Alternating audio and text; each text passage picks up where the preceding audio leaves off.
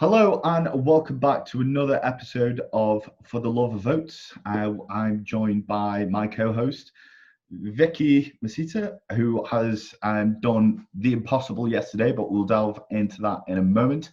And also a brilliant coach and bodybuilder, Josh Mchale. Yo. Morning. How are you doing? All good, all good. Just happy to see everyone back in the gym at last day. Oh, come on. You really enjoy doing all of those body weight workouts. Oh, don't start. I saw you doing deficit press-ups with your feet up on your step with the dogs jumping all over you. Never again. Never again. That was tough. So how was that period for you, the lockdown period? Busy. Busier than ever. Because obviously you have the adjustment of training and what people have got available at home. It was a massive change in programming for people, keeping their heads screwed on as well. Obviously, it was a drastic change in lifestyle for everyone. People losing their jobs, all that kind of stuff. So yeah, it's been a really busy time and obviously a very stressful time for a lot of people. So it was helping them manage that as well, not just the training. So yeah, it was a challenging time for everyone, obviously.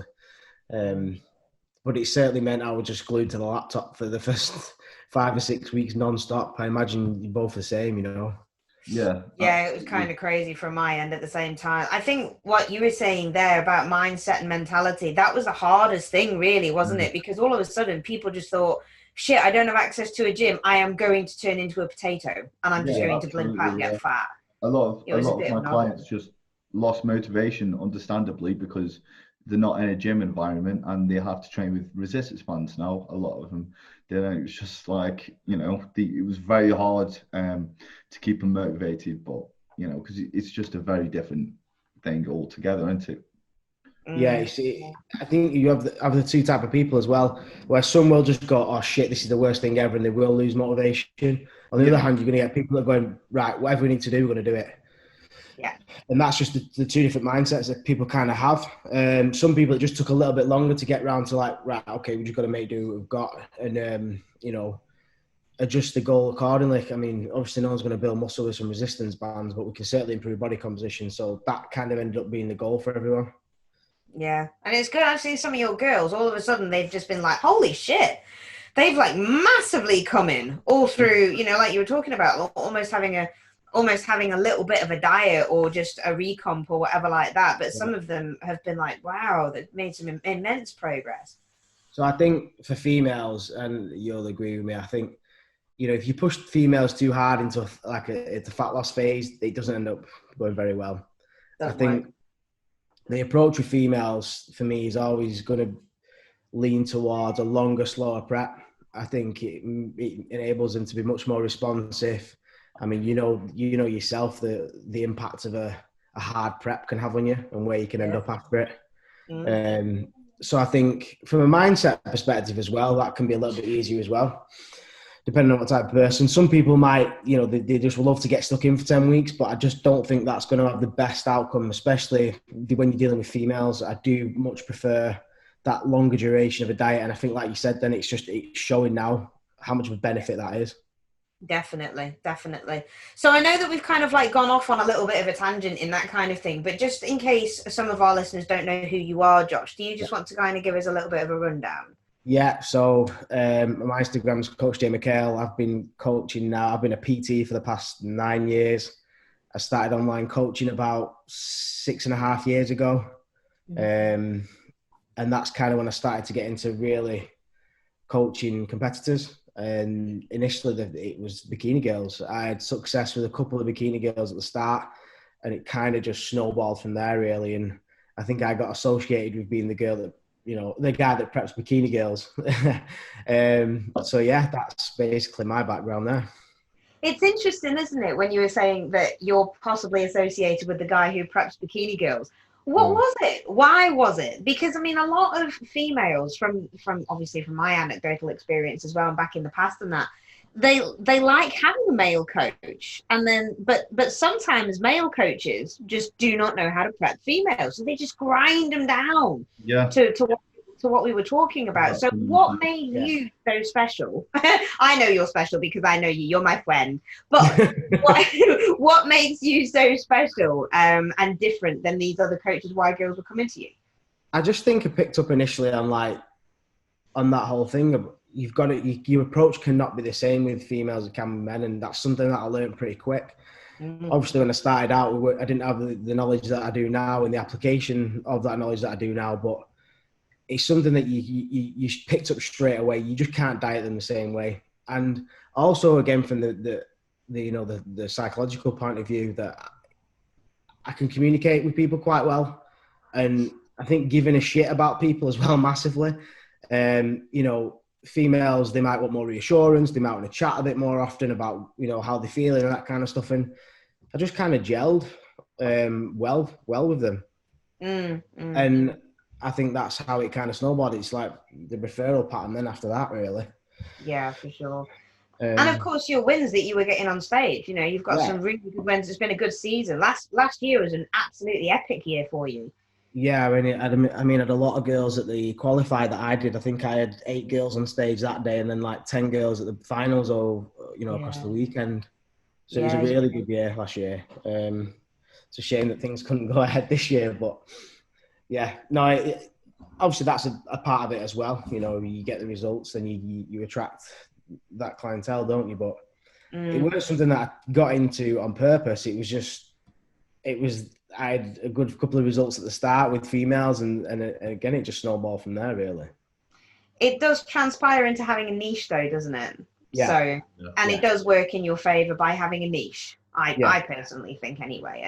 And you are very approachable, in my personal opinion, as well. You had a very good season last year, and you were there for your qualifiers and for the finals. I met you at the finals, and of course, you won because of the anabolic socks that I personally bought. We had a big thing, Jack, if you don't know about it. Me and Josh had this big thing about anabolic socks and whose socks were the strongest and that kind of thing. So to make him win his show, I was like, right, I'm buying you socks. And they were pretty sick, weren't they? Yeah. That was amazing. So, okay then. So, Jack, what about yourself in terms of your experience with Bikini Competitors? So, obviously that's not your niche, but what's your experience in terms of like prepping a bikini girl? So, my main experience, I've actually never put a bikini girl on stage. I've had dieting, periods with them, but never fully on stage. So one of the closest experiences I have with working with a female who wants to be like a proper athlete on the stage is Mull, because she, I'm learning a lot through that period. I'm able to be with her all the time. And for those that don't know, Molly is my girlfriend. So she's not. He's lying. He's single. Molly is someone I want to be my girlfriend. He doesn't know this. No, yeah. So I have learned a lot, and it's like Josh says, it's not the same. I've seen a lot of coaches who try to have that same approach, and they end up not losing the period and not regaining it, and all types of health issues. So it is a very different approach, and it just even like things, just how you would go about coaching them and how you would communicate with them and motivate them, and it's just different in that sense, really. So you can't really, male and female, you can't really prep them the exact same. 100%. I personally think that you can never prep the for goodness sake. Right, I am fucked. I'm just going to put that out there, people. I am fucked, so my mouth isn't working. I personally also think that you can't prep 2 women exactly the same way. And this is one thing that I've heard a lot of, like cookie cutter programs, cookie cutter diets, and that kind of stuff, right? Now, because you have a niche in terms of bikini girls, some people might actually say, oh yeah, but he does the same plan throughout for all bikini girls. Whereas I know that that's not the case, because obviously, like we were talking about before, you're my friend, so I know. But it is the case, and just because men can't be prepped in the same way as a bikini girl could, and neither should they, to be perfectly honest. And that goes with nutrition, with training, and with drugs, right? Mm-hmm. I mean, let's actually delve into that kind of dark side, because we haven't really had a big discussion about PEDs and stuff. Josh, in terms of like PEDs with men, I know that obviously can be a hell of a lot more aggressive and that kind of thing. But what about bikini girls? Have you heard any kind of horrendous stories about girls coming to you, coming off cycles and things? I've had not as many as you'd think. I've had one or two that was taking a little bit more than I would have recommended if they was going to take something. But it's not been a drastic amount, to be fair. I've not had like floods of girls come to me saying they've been on this and been on that. It's been the odd couple, you know what I mean? Don't get me wrong, there's a lot of girls that use things, but they are a little bit more conservative as opposed to guys as well, whereas they might come to you taking 10 milligram of Anavar at the most. There's the odd girl, like I said, that'll take 20. I've even heard up to 50 milligrams, which is mad, but it's more the duration that they take it is the issue. Yeah. They won't come off. A lot of girls, and same with guys. Guys won't come off gay, you know. It's the same thing. It's the same thing on a lesser scale, essentially. Right. And do you think they don't come off because of the mentality aspect about saying, if I come off Anavar, I'm going to lose everything? Yeah, it's the psychological thing again. The same with guys. It's the psychological effect of it all, thinking they're going to look worse, they're going to get fat, all that kind of stuff. Yeah, absolutely. People could get addicted to PEDs very easily. And it can be quite a dangerous path to go down. And they're just like, more is better, more, and they never come off. And, it's very important to learn to sort of rationalize that thought and not depend on it. It's like any drug, isn't it? You know, you get a high off a drug, you keep chasing it, and absolutely, people do the same with drugs. I mean, this is my first PCT now in 6 years. I mean, I've been on a long time. Obviously, because the goal was to do what I wanted to do in bodybuilding. So it's a case of needs must, and I've got to accept the potential side effects that had. And I think this is something, you know, people should, girls, guys, whatever, should really have a good think about in terms of what is the overall goal. You know, are you trying to go pro? Because that approach is going to be completely different to that if you want to just get ready for a holiday. Sure. You know, there's certain things you can't compromise on if you want to take, you know, your bodybuilding career to a certain extent.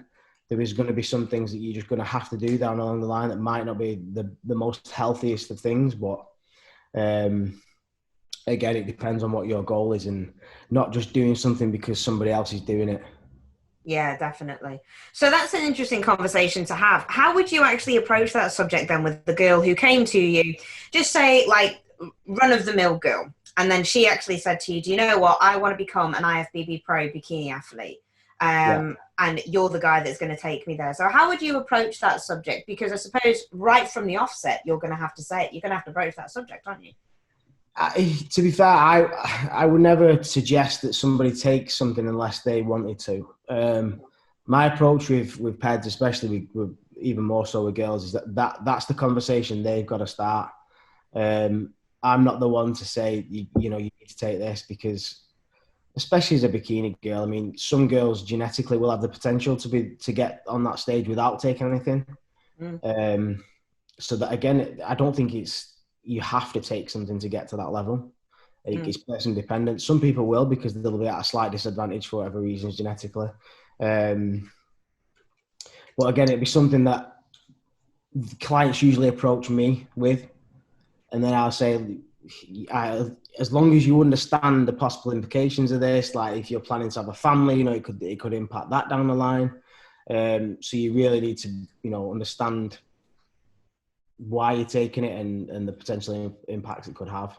It's very important. It is very important, because the amount of times I've had you know, females come up to me, or just people coming up to me, and they've had a coach who have pushed them onto assistance, even when like they absolutely did not need it at all. I'm talking about just wanted to lose a bit of fat, and it's like, you know, here's what will help you, some Anavar and some Clem, and they just stick them on it, and they don't realize, they haven't been, you know, discussing the implications, or, you know, they're just thinking, oh, okay, this is a supplement that will help me to lose some fat and, you know, look good.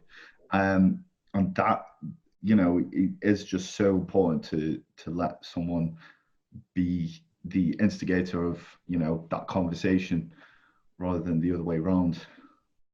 I think as well, the responsibility, it should ultimately fall on the person who's going to take it. I mean, I've been in a position where I've been a coach and a client of a coach, and if I ever felt that what was being said to me I didn't agree with, I would say that. And I'd just straight up say no, because, you know, at the end of the day, we're all adults. We can all make big boy decisions. And I don't think you should ever, I don't like this when people, he's told me to take this, or they've told me to do this. Like, you should make the decision yourself as an adult to have a look at what that is and learn about it, and then make the decision. You know, you wouldn't walk down the street, someone give you a pill and go, oh, well, they told me to take it. You know what I mean? You'd be like, oh, hang on a minute. Yeah.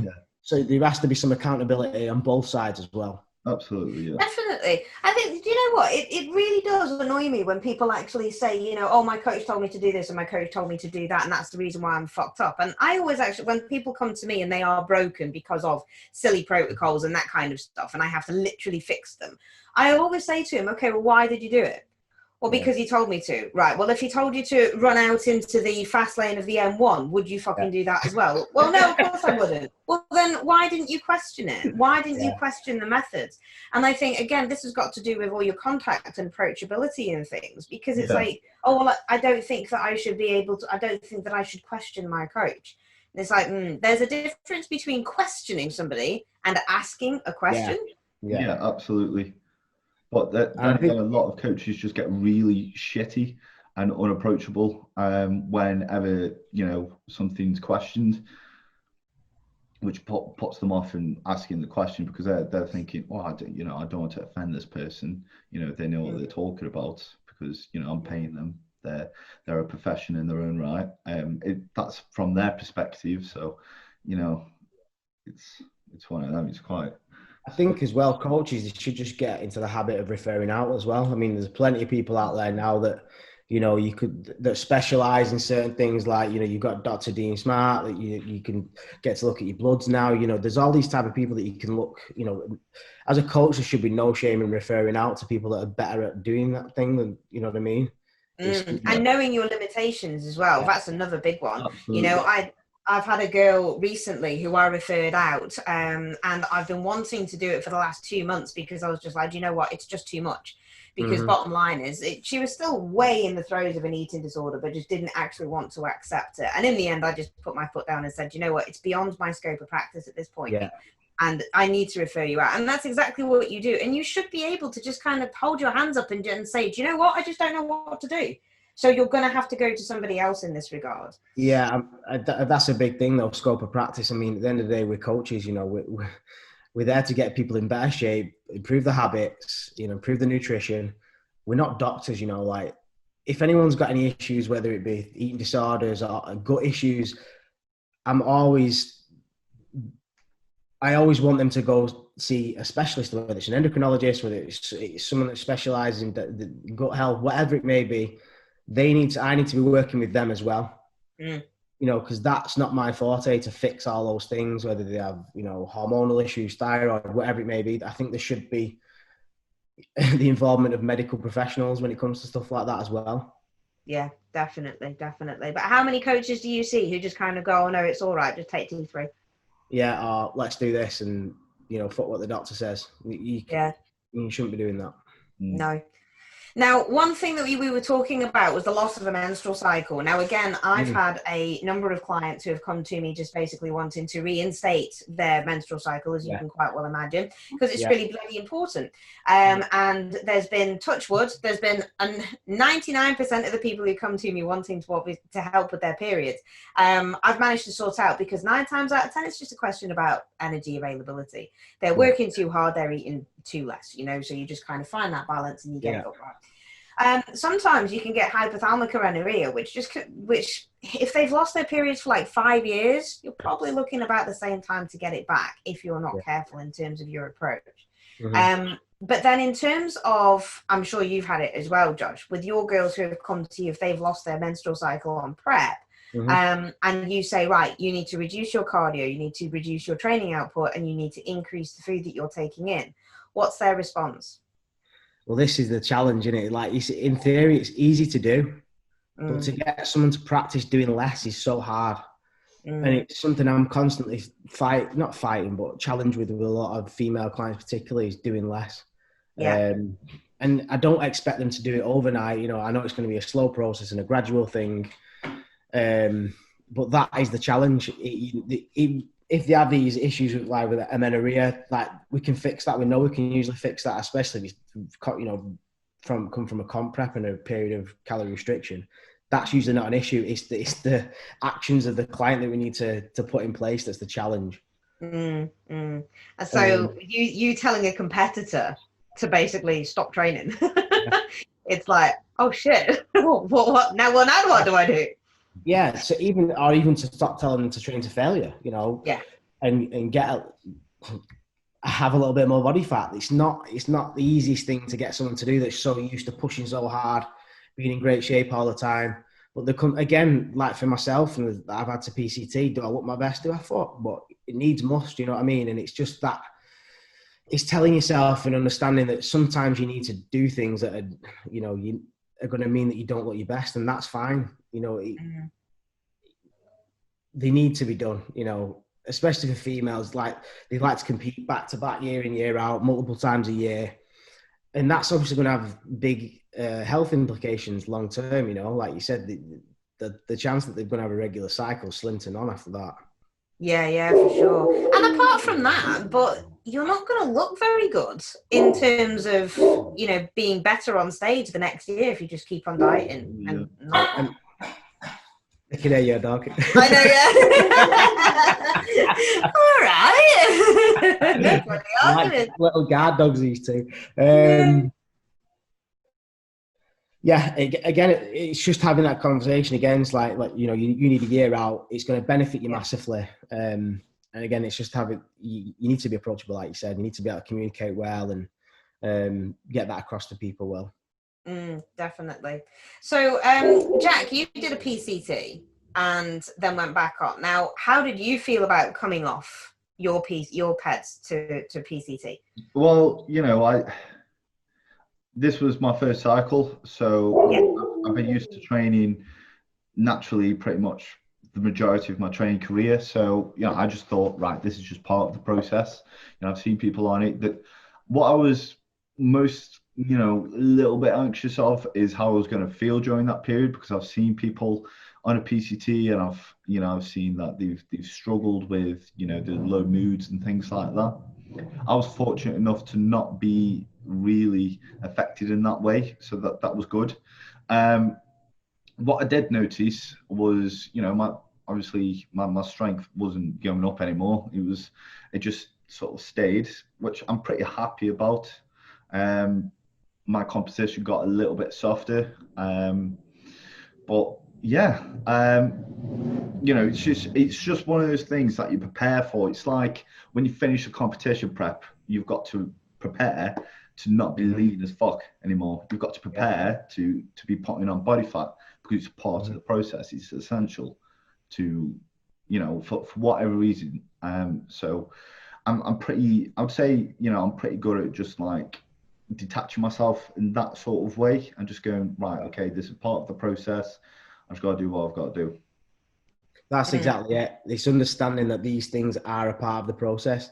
Looking a certain way all year round is not part of the process for everyone, you know, especially people that don't make a living off bodybuilding. If you're an IFBB pro and that's your income and that's everything, then things are different, like I said. But as an amateur competitor or somebody who wants to get in shape, you know, this needs to be looked at a little bit more deeply, because people and it's hard to feel like you're regressing. It is really hard to feel like you're regressing, because this sport is so focused on progression. So taking a step back and you know, understanding that, you know, you're going to take a step back, but it's going to enable you to take 3 steps forward, you know. For sure. I actually really like being a little bit chunky. Personally, I really do. You know, I can actually sit down, not today, because sat on the rower for 6.5 hours, that wasn't fun for anybody. But I can sit down for longer than half an hour without my ass hurting. You know, you remember those days where you were lean and striated ass muscles and that kind of thing. You see what I mean? My mouth isn't working. Striated glutes. And everything hurts though, doesn't it? Like everything hurts. I mean, I do the same with my powerlifters when they start to cut down gradually in order to make weight. They start to pick up these little niggles. You know, SI joints start to hurt. And it's the same going up the other way though, isn't it? Like Josh, I remember when we were training, not so long back, and well, actually it was a while ago.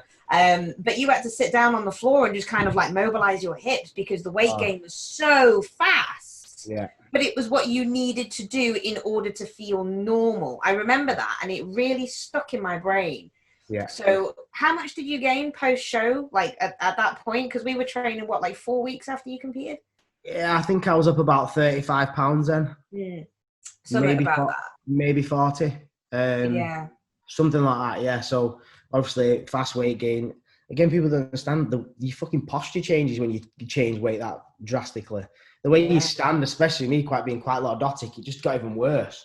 Yeah. So for sure. if you're not taking care of mobility and things like that, it catches up with you. It really does. And it was just a complete swelling, wasn't it? And you were getting back pumps and all sorts. Yeah. Just like doing, I mean, we lateral raises. He was getting back pumps. It was like, mate, are you all right? Walking about, you would get it, yeah. It's part and parcel of gaining that much weight. You can do things to manage it as best as possible, but especially when you're training legs or back, you know, and you're hinging, it happens. And it takes a while to adjust again.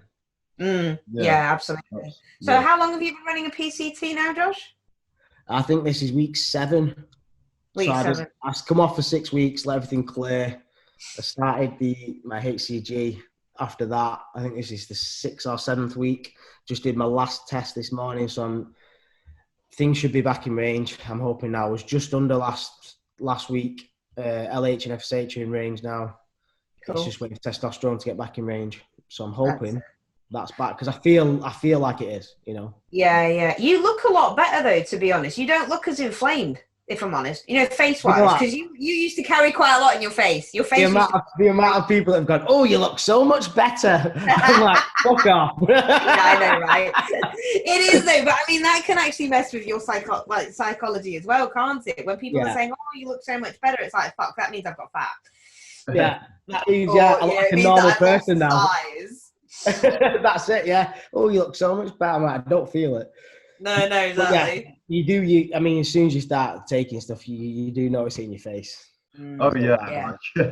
When I finished prep, and you know, not long after I became assisted, I work in a gym, so a lot of people just go like, "Wow, your head's fat."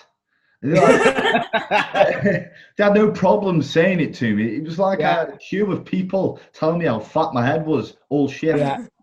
And I was like, wow, yeah, I know, because I started eating and everything, and that, you know, and that just added to it. And it was like, people were like, have you been eating a lot? I'm like, not too much. It's just I've got a round head now. I am at the moment. I've got a round head. See, this is where angles of beard shaving comes into effect. Yeah, it helps. It helps a lot. It really does. You know, I always make this mistake about shaving too close, and then I just look like I've got a green face. So I can tell that you've actually lost some weight as well, Josh, because that bottle is just massive in comparison to your head. I've lost loads of weight, but again, obviously that's not nice when you see yourself going from like the best I'd ever looked to being nearly 2 stone lighter. Oh, really? Yeah, it's a lot lighter. I mean, it's been made worse because of lockdown, and I had a really bad back in lockdown. I couldn't even get out of bed some days. Oh, so God. That didn't help. So it's not just not being on anything. It's not been able to train either.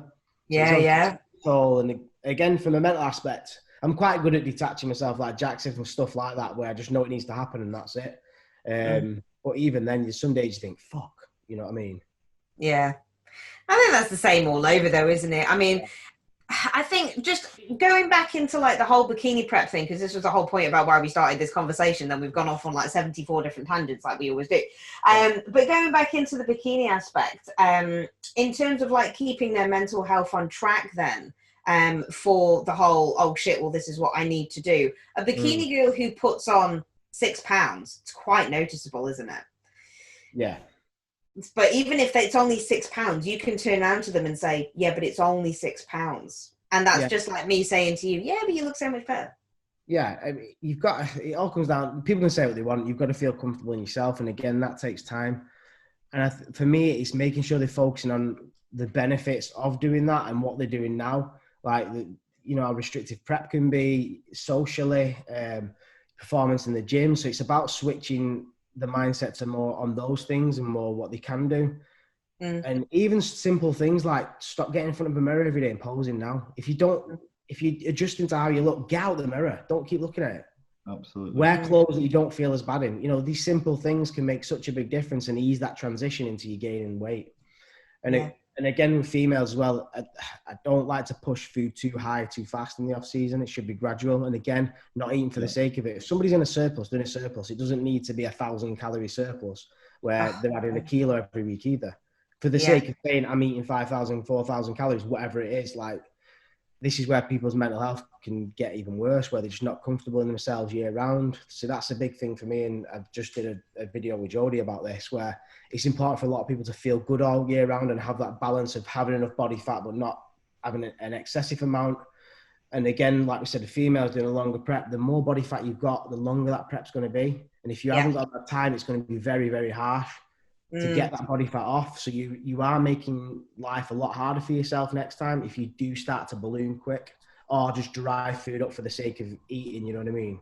Yeah, definitely. I'm a huge avid believer in that one as well. I do not believe that women should go 30, 40 pounds above their stage weight, especially as a natural competitor as well. They shouldn't be doing that because, again, you're just putting negative weight on top of negative weight and just making it harder for it to come there. And women can yo-yo like a bitch. Yeah. And there's only so many times that you can yo-yo without your body starting to respond positively again. Yeah, that's the thing. So for me, it's really important to have that balance of getting food high enough, but not to the point where someone's gaining a hell of a lot of body fat too quick to the point where I know next time they try and pull this off, it's going to be tough. Yeah, for sure. What have you experienced? Have you done multiple preps? I mean, I'm sure you've obviously prepped Jodie a couple of times, and she's very, very good in terms of like maintaining everything in terms of her off season. But have you come up against that with multiple preps where you've had to push somebody lower in food and higher in expenditure relation? Yeah, massively. I mean, it's the fact of it's just how it is sometimes. Some girls have to go really low to get lean, and that can be a product of their off season, the start point. It can be a product of have they binged multiple times through the prep? Have they been adhering through a prep? Because if, as a coach, you're telling someone to eat 2,000 calories, you pull 200 calories, but they don't actually take 200 calories out because they just eat more. So you're getting to the point every week where you're pulling calories and things are not moving, and you're thinking, there's something not right here. And then you pull calories even more and you're like, wow, there's something really not right here. And it is usually down to adherence. And that is usually the issue where either knowingly or unknowingly, they're eating more than they think they are. Yeah. Poor tracking accountability. And that then it usually ends up them being on very low calories. But realistically, your 800 calories on paper could actually be their 1,400 calories that they're actually eating. Exactly. Yeah. And that is usually the case. Yeah. And but they will do the expenditure though, won't they? Because if you say, right, well, you need to do 2 hours worth of cardio a day as well, they're still doing that and still putting themselves into that deficit. Yeah. Extraordinary, really. If they're doing that as well, yeah. I mean, this is the toughest thing as a coach is it's not hard to get somebody in shape, but it's hard to ensure that someone's being fully adherent. And it shows, like, you get people that go, oh, my coach had me on 1,000 calories for X amount of time. I'm like, oh, really? So, the law of thermodynamics doesn't, apply to you. No. They are the magical snowflake. Yeah. If you're truly on 1,000 calories, believe me, you'll be dropping weight very quickly. Exactly. I know. I mean, I know that when I go sub 2,000, that's it. I mean, my weight plummets, but I'm a freak. You know, basically, I do have very high NEAT levels. My metabolic rate is quite high, but also my hormones are fucked. So because of that, with having low estrogen, you can eat more food and still stay relatively lean. Yeah. And it is a constant battle with that, you know. So yeah, it's an interesting one in terms of adherence. Did you read that study? It's quite an old one now about dietitians and nutritionists who were logging their food, and they were actually out by like 800 calories or something. And these were actual certified dietitians, and they didn't even know how to track their own food. This is what I'm saying. I mean, some of it is not on purpose. It's not like they're going out and eating more on purpose. It's just they're not tracking accurately.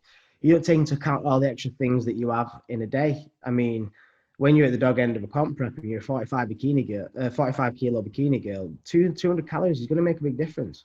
You know? Oh yeah, huge. Yeah. It's all relative. You get a bodybuilder. I mean, I know my calories went really low last prep. You know, sub 2,000. So. Oh, really low. Well, for a guy at my size, I know, yeah. So comparatively to a 45 kilo bikini girl, them doing 1,100 calories, it's not much different. You know what I mean? No, not at all. Not at all. And I think people forget that. Yeah, they do, definitely.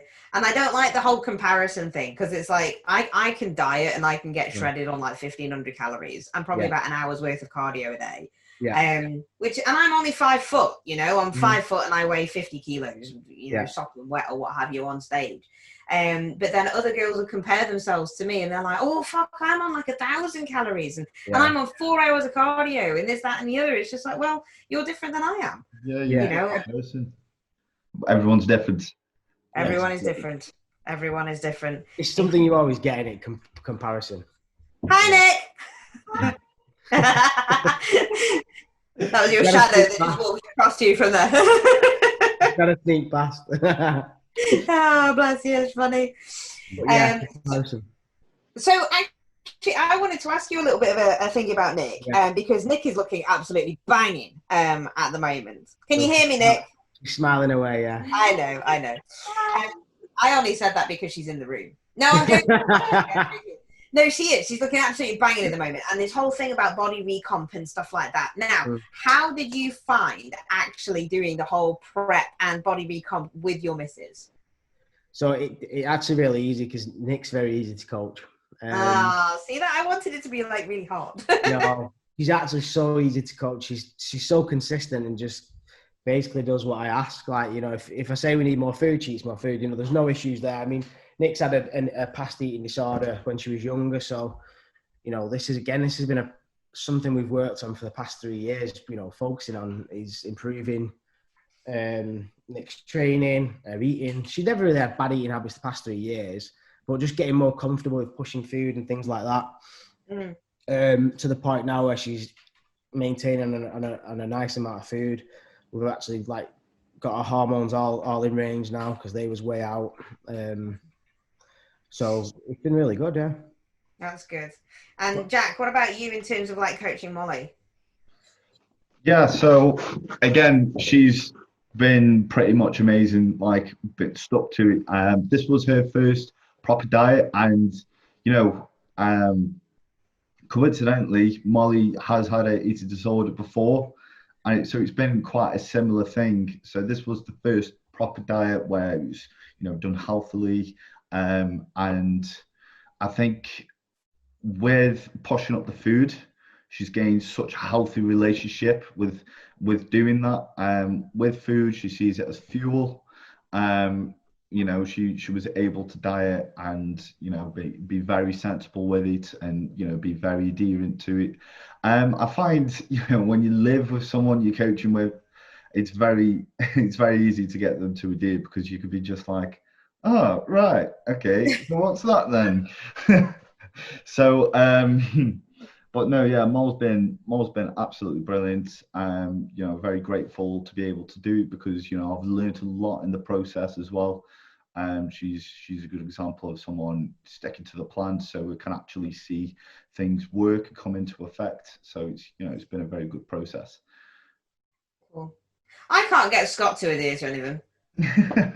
Can you not? Maybe it's just a man man thing. Maybe it is just a man thing. Because, I mean, the thing is with Scott is that he was a past athlete, so he has the mindset of an athlete, and he can do it. He just chooses not to.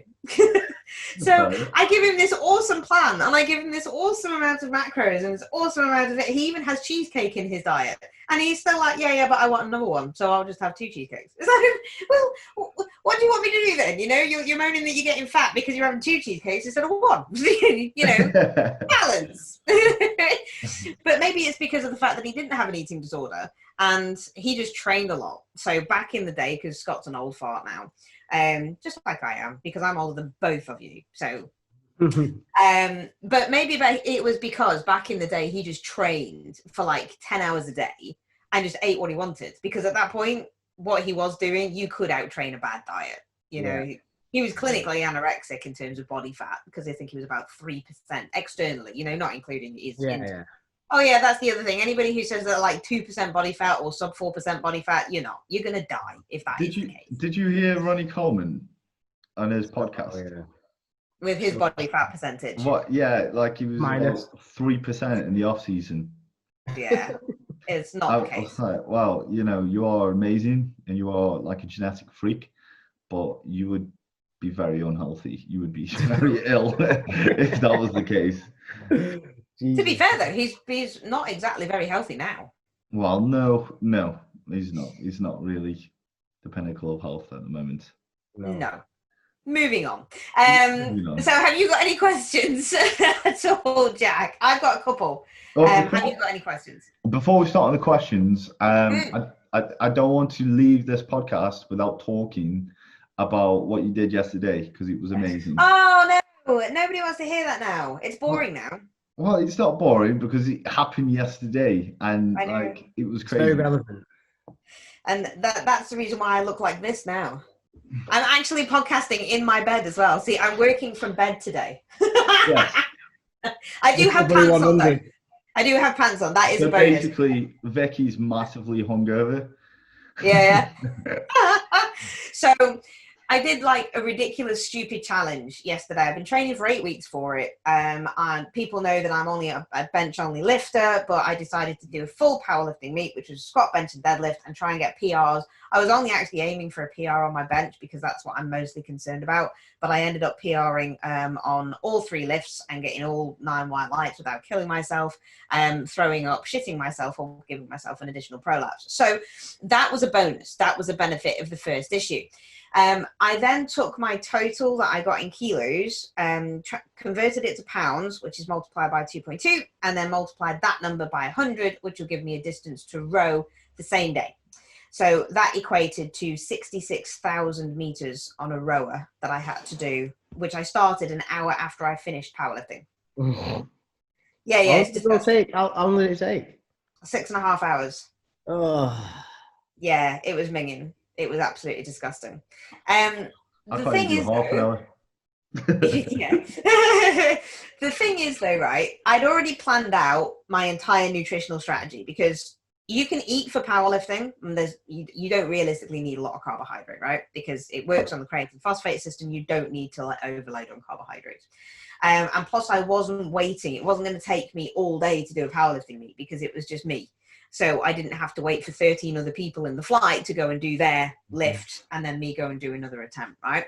So I had my nutritional strategy all planned out. And then for the row, I had to consume approximately 60 to 66 grams of carbohydrate per hour, about 13 to 15 grams of protein per hour, and just a moderate amount of fat. So between like 2 and 3 grams of fat per hour. So every single hour I was getting off the rower and I was just eating and replenishing at that point.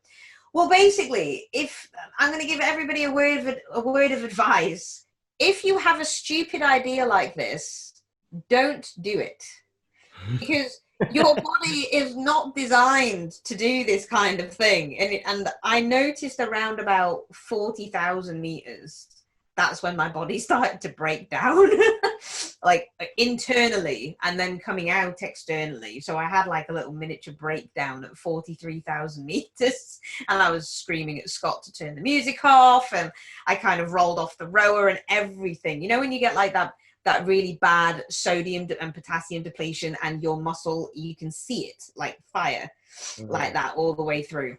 You must have seen it, obviously, when you depleted and pissing around with water and sodium and stuff. So my entire body was doing that. You could see it in my biceps, and it was absolutely disgusting. So I went and had some more food and got back on, and then I managed to get up to 56,000 meters until the point where I was like, okay, I'm going to end up with rhabdo here, and I really need to be clever about what I'm doing. And then my bicep in my right arm just completely stopped. It stopped firing. It stopped working. Scott told me to get off the rower. And I was absolutely mortified, but you could see that the amount of stress that built up in my body over those last 16,000 meters, my face swelled to the point where I looked like a potato head. It was not pretty at all. But yeah, there was such a huge amount of fluid accumulation everywhere.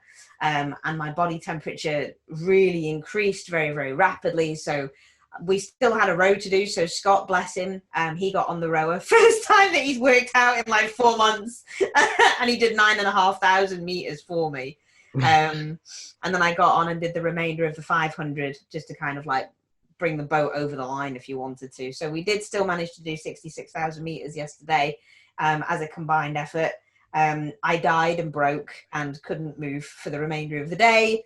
And I was all right this morning, but I've started to hit the wall a little bit now. So I'm yawning like every 3 seconds, and my mouth doesn't work very well. My neurological focus is completely out of the window. So I'm having like double scoops of neuro.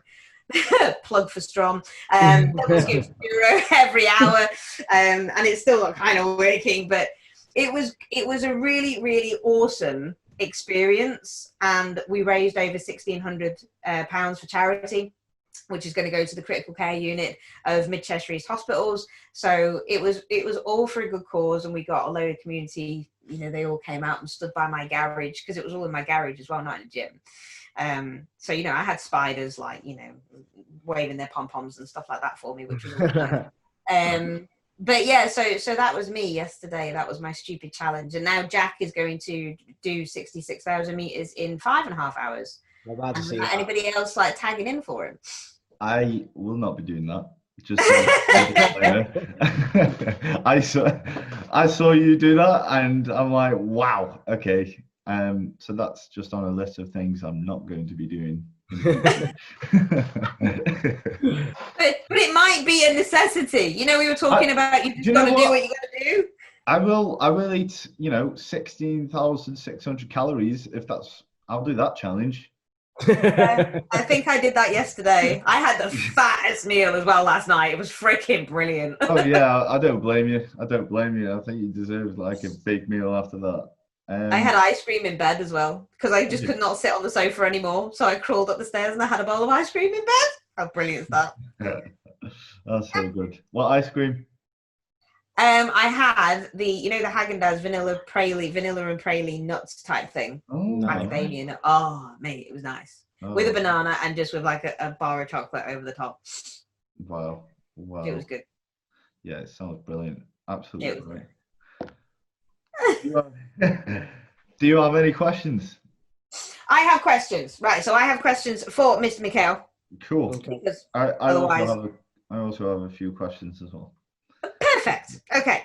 So, question number 1 to Mr. Josh. If a bikini girl comes to you and refuses to do the training split that you prescribe for them, how would you go about it? So this is something that I'm sure you've had as well, where someone will say, I don't like training that way. Yeah. So for me, again, adherence is key. It will be a case of give or take, change the split as close to something that we can compromise on and run with that. Yeah. And I genuinely think a lot of it comes down to lack of understanding of programming on someone's, behalf. Whereas they're so emotionally attached to a certain style of training or a certain protocol that they keep doing that it's hard for them to try something else and commit to something else. Yeah. Give that a go. So yeah, it's just a case of having that conversation, coming to some kind of compromise where I know it's a setup where they can progress with, but something that they're happy to do as well. Yeah. Jack, your question? So how important are dietary fats in a prep? Oh, good question. Yeah, I mean, calories have to be pulled from somewhere. So by the end of a prep, fats are going to get lower. Obviously, we want to make sure we've got a good carbohydrate intake again for satiety. Bulking meals out really. That's going to be one of the main foods we can use to do that. And that again is just one thing I make sure comes up pretty quickly after a show. Again, it depends on the person. Yeah, so sorry, this was in regards to females.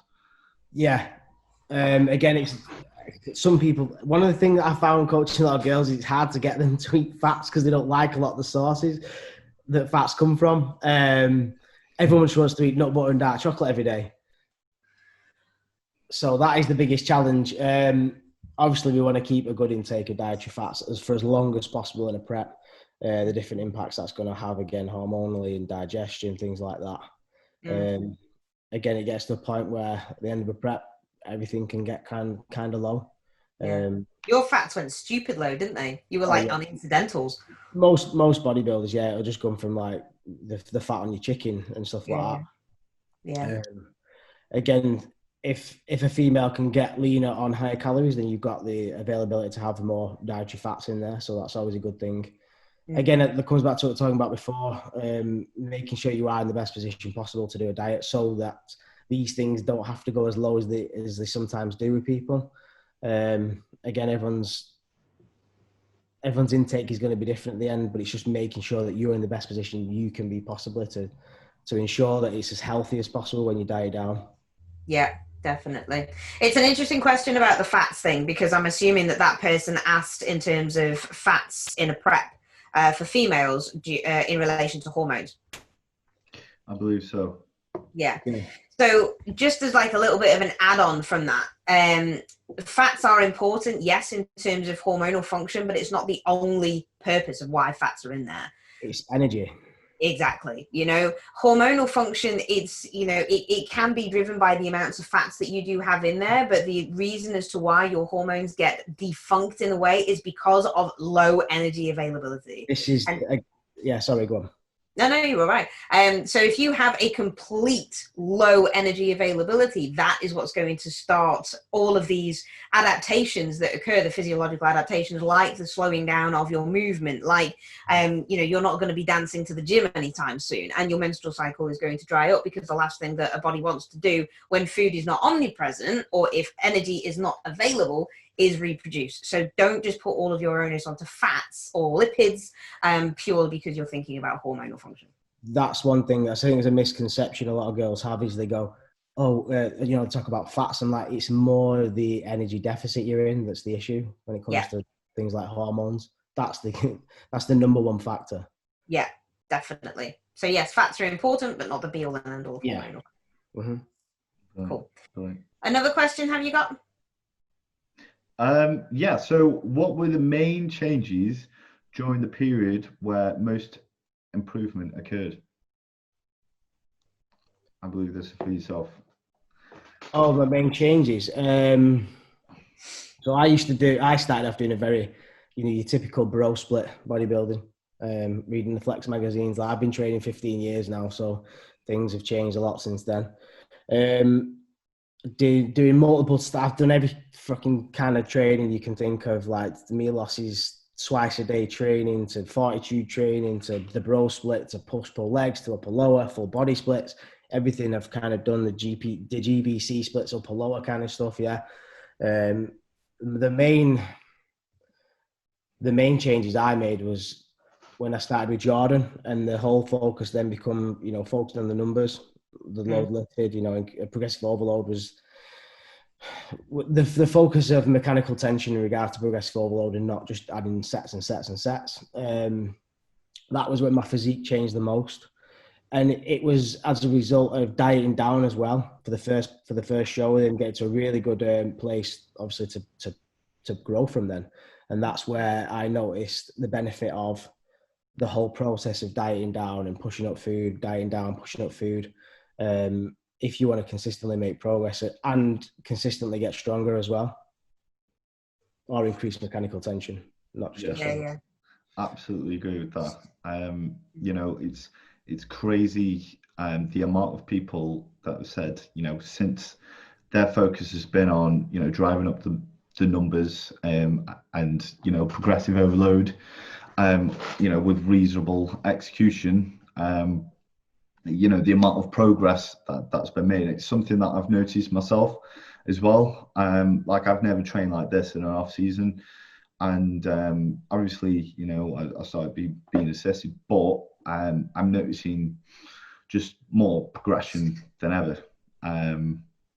It's like, even when I've been off, like, it's still, I'm still progressing, I'm still holding on to numbers very, very well. And, it really does help with, just advancing your physique to the next level, really, especially when you're at a level where, because I think everyone's just started with a bro split. I know I did, and I think everyone just started with unregulated training, and, they're just training, doing what they enjoy in the gym, and just doing bits and bobs. And you can take your physique so far with that, but then, you've really got to make sure it grows, like force it to grow. And I think focusing on progressive overload is very crucial in that aspect. I think when you go in the gym, notice knowing you've got to lift that little bit more or do the same for more reps. You've got a clear and precise target to hit, which can do a lot for motivation, focus. It's trackable, which, again, if you're not tracking, then you're kind of guessing. And if you wanted to make more money, you'd do your accounts, wouldn't you? Yeah. So it's the same thing. You need to look at the numbers when it comes to training, and it's such a simple and basic thing to do. Is either go in the gym and lift a little bit more, or do more reps with the same weight. That's as a basic overview. It's easy to track. It's easy to coach people to do, and then you just got to find the best way you can to be able to recover and keep doing that. Exactly. Yeah. Recovery being a huge point about it. Because you're only as good as the amount of volume that you can recover from. Yeah, exactly. And this is another thing when it comes to people forget that it's the volume you're trying to recover from. It's not so much the intensity or the weight on the bar. It's the volume of the sessions that you're trying to recover from. And hence why when you deload, you just reduce the amount of sets that you're going to do. Yeah, for sure. I found this out a lot when I was training for this 8-week period in terms of like increasing my time on the rower and stuff. It was just a struggle to recover from, because I went from 0 volume of being on the rower to like 200%. So trying to, now that hurt my arm. But yeah, so that volume was getting very, very difficult to recover from. So it is something that people do need to consider at the end of the day. Right, one more question then, because we are coming up on time here, guys. So let me get this good. Oh, this one was quite a good one, actually.